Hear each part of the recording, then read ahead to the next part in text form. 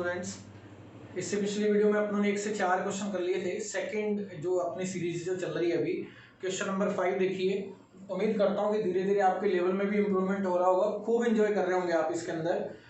Next question जो है वो आपका ज्यामिति से रिलेटेड है। उसमें लिखा हुआ है कि केंद्र ओ पी आर टी वृत्त के बिंदु आर पर एक स्पर्श रेखा है। वृत्त के व्यास एस क्यू को स्पर्श रेखा से बिंदु पी पर मिलाने के लिए आगे बढ़ाया जाता है और क्यू आर को मिलाया जाता है। क्यू आर पी 28 है तो एस पी आर आपको बताना है। देखो, सबसे पहले आप बनाओ एक सर्किल। जैसे अपनों ने एक सर्किल ड्रॉ किया इसके अंदर, ये आपका हो गया सर्किल, ये हो गया आपका सेंटर। पी आर टी वृत्त के बिंदु आर पर एक स्पर्श रेखा है, ये आपकी होगी स्पर्श रेखा आर। जो एक पॉइंट में मिले वो क्या है? स्पर्श रेखा P R T.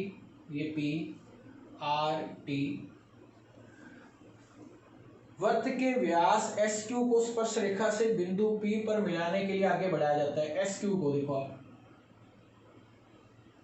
S Q व्यास की बात हो रही है। एस क्यू को आगे बढ़ाया जाता है, जो कहाँ मिलता है? बिंदु पी पर मिलता है।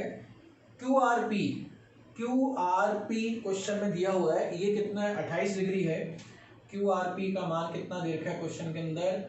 ये मान दे रखा है आपको 28 डिग्री। आपसे जो रिजल्ट पूछा है वो पूछा है एस पी आर का, ये वाला रिजल्ट आपसे पूछा है। देखो क्वेश्चन में देखो आप, अपने को ये पता है कि अगर सेंटर से जब आप टेंजेंट को मिलाते हो, सेंटर से जब टेंजेंट को मिलाया जाता है पॉइंट को, ये पॉइंट टेंजेंट कांटेक्ट पॉइंट कहलाता है, मिलन बिंदु, और ये 90 डिग्री होता है। अगर ये 90 डिग्री है पूरा, 90 डिग्री में अगर ये 28 है तो इसका मतलब जो रिमेनिंग पोर्शन जो होगा वो आपका होगा 62 डिग्री, क्योंकि 62 और 28 दोनों मिलकर क्या बनाएंगे? 90 डिग्री। हमें पता है कि किसी भी सर्किल के अंदर ये जो पॉइंट है ये दोनों इसकी क्या है? रेडियस। तो इसका मतलब ये वाला एंगल इसके सामने और ये वाला एंगल आपस में बराबर होंगे। इसका मतलब ये एंगल भी कितना हुआ? 62 डिग्री। अगर अपने ट्राइंगल क्यू ओ आर में चले जाएं तो दो एंगल आपने 124 कवर कर लिए हैं। ये वाला जो एंगल है 124 में 6 जोड़ेंगे तो 130 को 180 पे लेके जाना है तो 50, तो ये एंगल कितना हुआ? 56 डिग्री। अब आपको ये वाला एंगल आपको निकालना है तो आप ट्राइंगल ओ पी आर में चले जाओ। ओ पी आर में हमें 90 डिग्री पता है, हमें पता है कि इन तीनों का टोटल 180 होता है। अगर ये रिजल्ट आपका 90 डिग्री है तो ये वाला एंगल और ये एंगल दोनों मिलकर भी 90 बनने चाहिए। 90 में एक 56 है तो इसका मतलब जो रिमेनिंग एंगल होगा वो आपका होगा 34 डिग्री आपका हुआ आंसर, क्योंकि 56 34 कितना हुआ? 34। 90 और 90 आपका हो गया 180। 34 डिग्री ऑप्शन बी आपका क्या है? राइट आपका हो जाएगा आंसर। तो उम्मीद करता हूँ ये आपको समझ में आ गया होगा। नेक्स्ट क्वेश्चन पे चलते हैं। नेक्स्ट क्वेश्चन में देखो आप, नेक्स्ट क्वेश्चन जो है वो भी ज्यामिति से रिलेटेड है। किसी भी ट्राइंगल पी क्यू आर में क्यू 85 है, आर आपका 65 डिग्री है। बिंदु एस और टी पर, जो एस और टी हैं वो पी क्यू और पी आर पर इस प्रकार से हैं कि रेशो एंगल जो एस टी आर है वो आपका 95 डिग्री है। क्यू आर और एस टी का जो रेशो है वो 9 और 5 का कितना है? 9 और 5 का। पी क्यू की लेंथ दे रखी है, पी टी पूछे आपसे। देखो स्टेप बाय स्टेप चलते रहो, जैसे जैसे क्वेश्चन में बात कर रहे हैं। ट्राइंगल पी क्यू आर, सबसे पहले आपने ट्राइंगल बनाया पी क्यू आर, ये कितना होगा? पी, ये है क्यू और ये क्या है? आर। पी क्यू आर में आर जो है वो कितना है आपका? 65 डिग्री है और क्यू जो है वो कितना है? 85। अब ये कह रहे हैं बिंदु एस और टी, पी क्यू पर तो एस है और टी जो है वो किस भुजा पर है? पी आर पर है। एस टी आर जो है, S T R, S point आप यहाँ ले लो, एस टी आर जो है ये टी पॉइंट ले लो आप, ये पैरेलल नहीं है। एस टी आर जो है क्वेश्चन में दे रखा है वो दे रखा है 95 डिग्री, 95 डिग्री। और क्यू आर और एस टी का जो रेशियो है वो कितना है? 9 और 5 का। ये रेशियो में कितना है? 9 और ये कितना है? 5। पी क्यू की जो लेंथ है, पी क्यू की अगर मैं बात करूं, ये है 21.6 सेंटीमीटर। आपसे जो क्वेश्चन पूछा है वो पूछा है पीटी की लेंथ, ये वाला मान आपसे पूछा है पीटी, ये लेंथ पूछी है। देखो क्वेश्चन को ध्यान से देखो आप। अगर इन दोनों ट्रायंगल में अगर मैं बात करूं, अगर ये 95 डिग्री है तो लीनियर पेयर से रेखीय युग्म एक स्ट्रेट लाइन कितने डिग्री का कोण बनाती है? 180 का। अगर 180 में एक 95 डिग्री है तो इसका मतलब दूसरा एंगल आपका हुआ 85 डिग्री। अगर दूसरा एंगल 85 डिग्री है तो ये वाला एंगल जो है वो इस छोटे वाले ट्रायंगल में और बड़े वाले ट्रायंगल में ये एंगल आपका हुआ कॉमन। अगर ये एंगल कॉमन है आपका, ये 85 है और ये 85 है, इसका मतलब एंगल से ये दोनों ट्रायंगल आपस में हो गए सिमिलर। ये आपस में क्या हो गए? समरूप। समरूप में 90% क्वेश्चनों में आपको एंगल ही मिलेगा। एक एंगल आपका ये कॉमन, ये देखो आप, दूसरा 85 और ये 85। अपने क्या ले रहे हैं? पहले एक छोटा ट्रायंगल ले लेते हैं। सबसे पहले छोटा ट्रायंगल ले लेते हैं और साथ में बड़ा ट्रायंगल ले लेते हैं। छोटे ट्रायंगल में P के सामने, कॉमन एंगल के सामने जो रेशियो है वो कितना दे रखा है? 5। यही बड़े ट्रायंगल में जो रेशियो है वो कितना दे रखा है आपको? 9।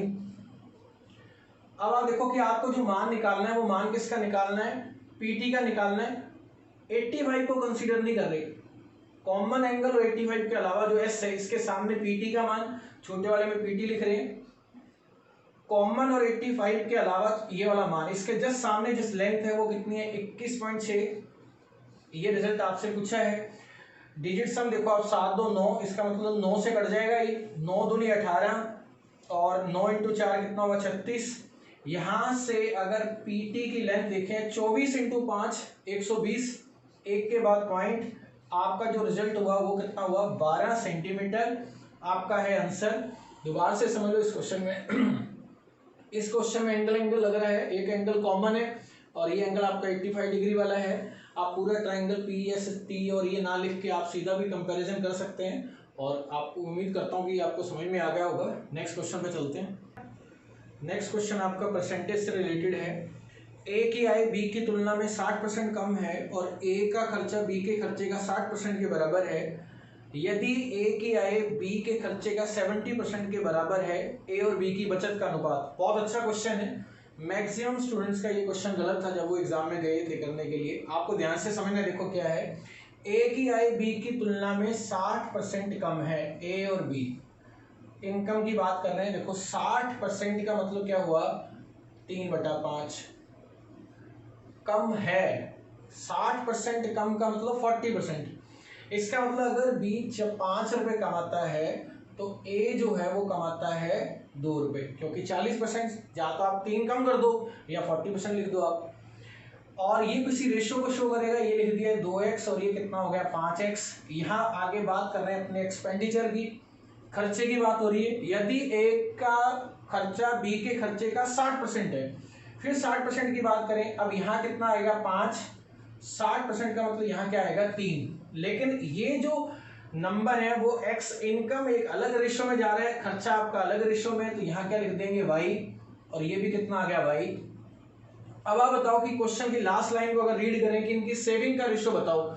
सेविंग कैसे आएगी? अगर आपको सेविंग निकालनी है तो इनकम में से खर्चा करना पड़ेगा माइनस। इसका मतलब हमें क्वेश्चन में x और y का मान निकालना है। उसके लिए एग्जामिनर ने एक रिलेशन दिया है। सेकंड लाइन पढ़ो आप। यदि A की आय B के खर्चे का 70% है, A की आय कितनी है? 2x।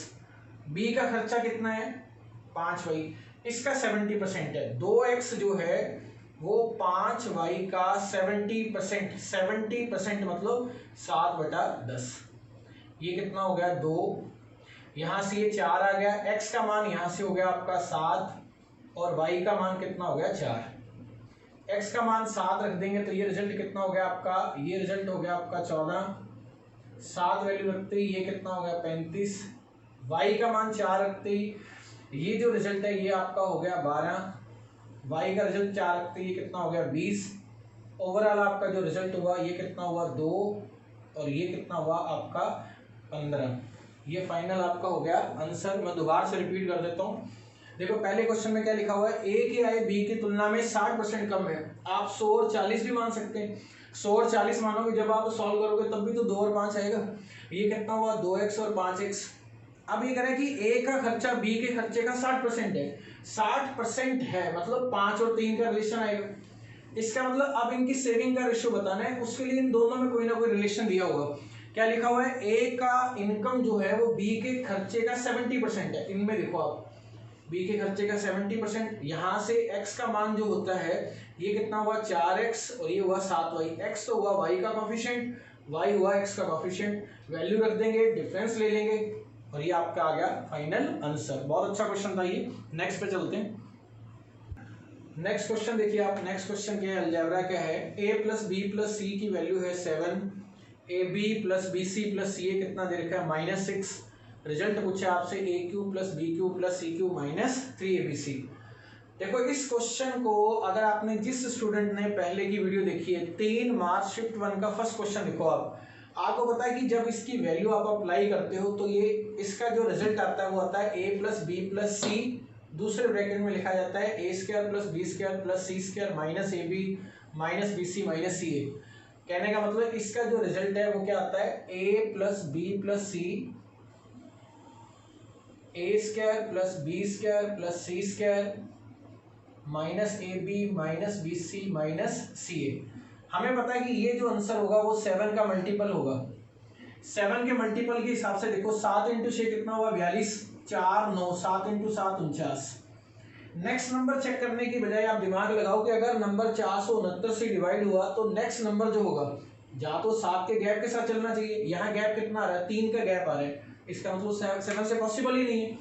यहाँ जो अपन नंबर देखें देखो आप, ये 7 पीछे होना चाहिए था, यहाँ 63 आ रहा है, ये भी 7 से पॉसिबल नहीं है। अगर आपको ये चीज समझ में नहीं आई तो आप 7 से डिवाइड करके देख लो। 7 इंटू 6 42 और 43 गलत हो गया।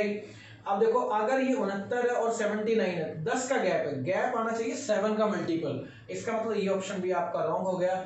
इसलिए मैं आपको कह रहा हूँ कि आप बार बार पेपर करो, आप कितना इजी है, लेकिन मैं फिर भी आपको इसका मेथड आपको बता देता हूँ कि अगर आपको मेथड करना है इसका, सेकंड अगर आपको अप्रोच करनी है, 3 मार्च शिफ्ट 1 के फर्स्ट क्वेश्चन में देखना आप इस तरीके का क्वेश्चन समझाया हुआ है। अगर आपको अप्रोच से करना है तो उसमें क्या है, देखो आप क्वेश्चन में अननोन कितने हैं 3 दे रखे हैं, तो इसका मतलब इक्वेशन दे रखी है 2, तो किसी एक को आप 0 कर सकते हो। अपनों ने सी को 0 कर दिया, सी को 0 कर दिया, सी को 0 करते हैं, ए क्यूब प्लस बी क्यूब आपके पास बचा, ए क्यूब प्लस बी क्यूब की जगह अपने ऐसे लिख सकते हैं ए प्लस बी का होल क्यूब माइनस 3ab ए प्लस बी। ए प्लस बी का होल क्यूब कितना है 7 माइनस 3ab, ए बी कितना है आपका -6, माइनस करोगे तो यहाँ प्लस हो जाएगा, a प्लस बी कितना है 7, ये रिजल्ट कितना हुआ 3 4 3 42 इंटू 3 126। अगर आप ऐड करोगे तो ये रिजल्ट आपको शो करेगा 469, आपका फाइनल हुआ आंसर। आपको मल्टीपल अप्रोच आनी चाहिए, बहुत इजी से आपको मल्टीपल चेक करना है। अगर मल्टीपल ज़्यादा हुए तो आप इस वाले पैटर्न पे चेक कर लो आके, कई तरीके हैं इसको करने की। वेरिएबल अगर इसमें 3 होते तो आप 0 नहीं कर सकते थे, 3 इसमें वेरिएबल 3 है, इक्वेशन 2 है तो 0 कर सकते हैं। उम्मीद करता हूँ कि ये समझ में आया होगा। नेक्स्ट पे चलते हैं।